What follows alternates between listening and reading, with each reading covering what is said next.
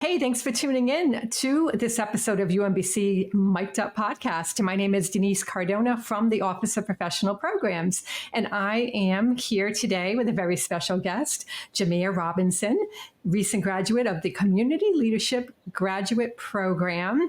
And he's here to share his experiences that he had with the program and to talk a little bit about his capstone experience. Welcome, Jameer. Thank you so much. It's wonderful to have you here. Yeah, it's great to have you here. A fellow retriever. I know. Yeah. Second time around. Seriously. Oh, good. Yeah. Tell us about the first time around. Tell us a little bit about your journey and what led you to UMBC's Community Leadership Program. And you said you have 2 degrees from us. So let's hear about that. Yeah, 100%. So I started off at UMBC in 2017. I did my undergrad there, where I was recruited actually for track and field. I served my wonderful 5 years of track and field at UMBC, and in that 5th year, I decided, okay, I've graduated with my undergrad. I think there's a program out there that can really fit the broad spectrum of the things I like to do, which is build community, but also be very analytical and have a science-based practice, and that's where community leadership led me. It's crazy enough, I was on a road trip that summer, traveling from Baltimore to California. And the whole process of me getting into the community leadership program happened in that road trip. And it was just an incredible chapter-changing moment for me. And I just have never looked back. Community leadership just opened so many doors and allowed me to do so many things so far, yeah. I'm so curious about this road trip and how it all came about. Can you just share a little bit about that? Yeah, so the road trip was, so I had graduated from undergrad in December. That spring, I had no classes because I was done with my undergrad, but I had eligibility for track and field. So we finished our track and field season, and my friends were like, okay, what do we do now? And I said, let's do a road trip. And they're like, what? And I'm like, yeah, why not? We started off in Baltimore, and it was supposed to be a training trip because we all had agreed, if we do this road trip, we're all going to come back for a 5th year track and field. But at that moment, I hadn't decided what master's program I was going to apply to. So I originally applied to the applied sociology program, and I didn't get in. And that broke my heart. All my friends were now accepted to their grad school programs. And I was just like, we were traveling across the country, and everyone's, I'm so excited this, I'm so excited that. And I'm just sitting there, oh my goodness, I'm not going to be a part of this fun. I get a call from Dr. Jessica Hammond, who was the previous associate athletic director. And she's, I think I have a program that you'll really like. And she connected me with Sally. And from there, I was like, oh, this is right up my alley. Sally was like, yeah, build it, make it what you want. And I said, okay. And this was like the first time coming from a biology undergrad, which is so like rigid, and you learn what you learn, and you need to have that knowledge in order to continue to build on the concepts. Going into a program that allowed me to really explore what I wanted to know and how I wanted to put that out in the world professionally, Sally just sold me on that. And I was like, let's do it. And she's the only caveat to that is you're going to be the youngest person in the program. And I said, okay. And I didn't think anything of it. At the time, I was 21, and I didn't think anything of it, but it was just, I knew the opportunity couldn't be passed. She did my little screen interview, and then I put my application in. By the time I left from Mexico to the time I hit Tennessee, I had known I gotten into the program, and I was just like on top of the world. You can only imagine, I was in Nashville, Tennessee, and I was just having a blast with it. And from there, it was just time to get started on the next chapter, which was going to be my master's. Oh, that's great. I could see the title now. From Mexico to Nashville, Tennessee to UMBC. Yeah. That's awesome. That's great. So how would you sum up your time in the program? What moments or experiences stood out the most to you? Yeah, definitely. There's so many highlights, but like key pivotal moments for me, I would have to say that first semester I came in the spring semester, which is kind of untraditional. I came in the spring semester, and my first class was, I think it's called Law and Ethics with Michael Sarbanes. And that class right there, I was in class with people from all walks of life, and just the knowledge and being in a room with so many similar-minded people, I felt like finally accepted. I felt seen and I felt heard. And at the same time, I felt like I was in a place where I could be challenged. So that was the first like pivotal moment where I felt like I know where this is where I'm supposed to be. The next one was when Dr. Scott asked me if I could co-facilitate the digital storytelling class. And that conversation came because of the work I had been doing in my initial community leadership course, that I made a digital story. And at that time, I had not called it a digital story. I didn't even know what digital storytelling was. And when she asked me this, I further did some research on digital storytelling and realized like, that is my path. My path is storytelling and how to tell other people's stories so that they feel seen and appreciated, but also cared for and respected in their story.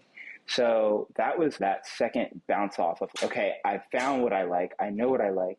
And then probably the very last thing would be my final capstone kind of explanation / like defense, where I did a story of what my capstone was, but on top of that, I also taught the class how to make pour over coffee, all in the midst of a giant presentation with music in the background. And that really made me feel like, okay, I've grown so much from just being like, oh my goodness, I'm here, to no, I know what I want to do here, and now I'm doing it. Those are three super pivotal moments. UMBC has a way of doing that, just pulling out the best of people. I am right there with you with the storytelling aspect is my passion too. And it's such a wonderful way to be able to experience life through other people's lenses and to be able to share those stories with other people so they can then experience it through those lenses. Yeah, definitely.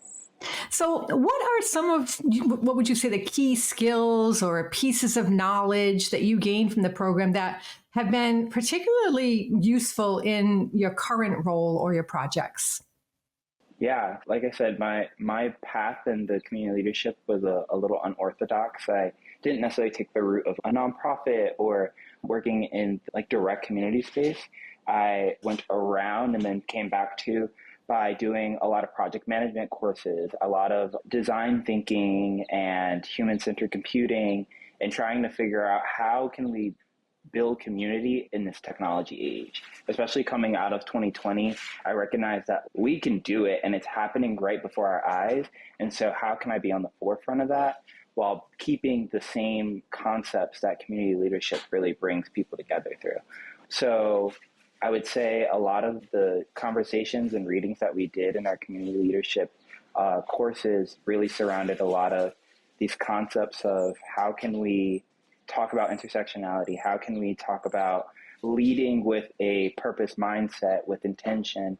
And for me, it was just a matter of bouncing that from human-centered computing and those courses, and how can I see the lens of both, and how can I lead in that direction? That's powerful. That's really powerful. Can you describe what you're currently doing, what your role is, and in what ways do you feel that the master's degree has equipped you for this role that you have? Yeah, so currently I work as a quality assurance professional, but on top of that, I also am a product designer and an owner of a production studio. And so with that, I do everything from podcast to photo to video and everything in between that all surrounds storytelling, and even down to the websites that I design. It's all about how can we convey a story to the people who are going to receive it. Yeah, yes. And community leadership just taught me a lot of the language in order to do that best. Yeah, I heard you say podcast, so my ears went boing, because this is probably my favorite part of what I do at UMBC is this podcast show. I love talking to different people and hearing their stories and figuring out like, oh, what other things are people doing out there creating purpose? And it's fun to dive in. That really is. What would you say is your favorite aspect of when you do podcasting? What would you say?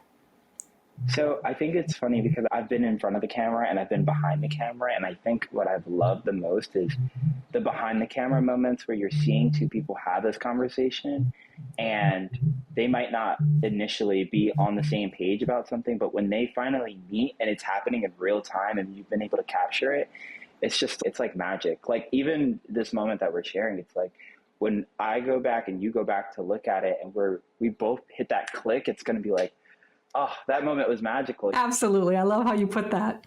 So let's delve into your capstone project. Can you give us a brief overview of what the project was and how its connection to your studies, how it connected to your studies, I should say, in community leadership?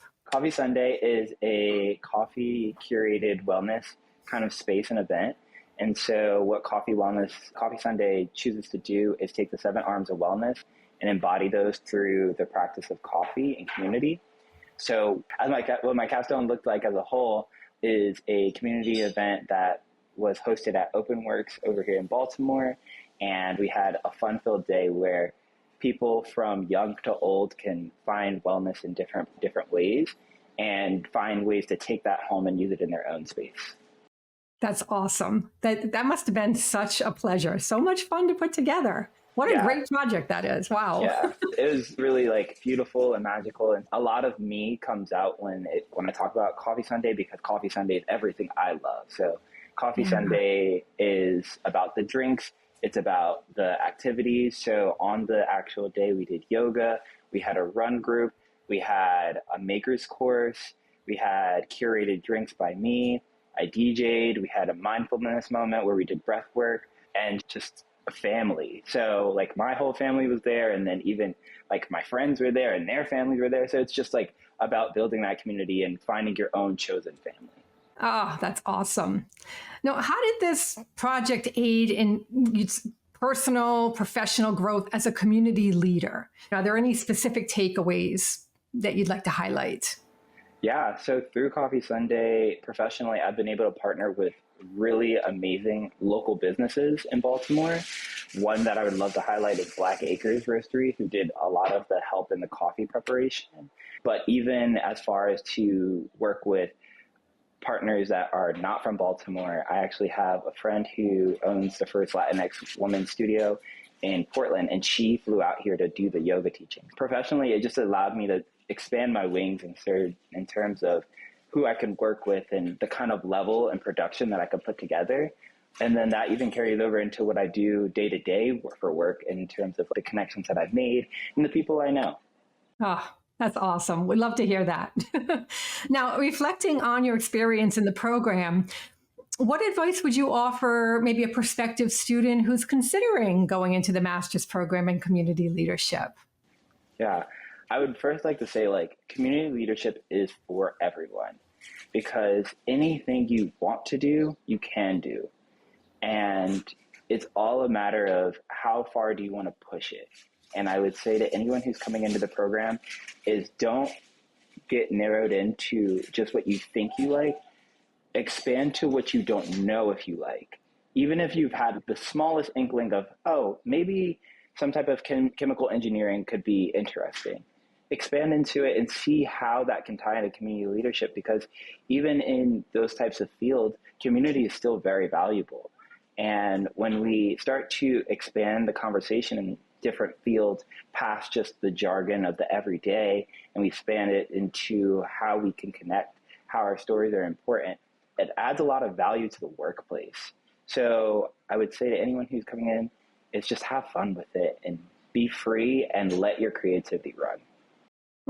Those are very powerful words. Love that. And adding value, that's such an important component of anything that we do in life.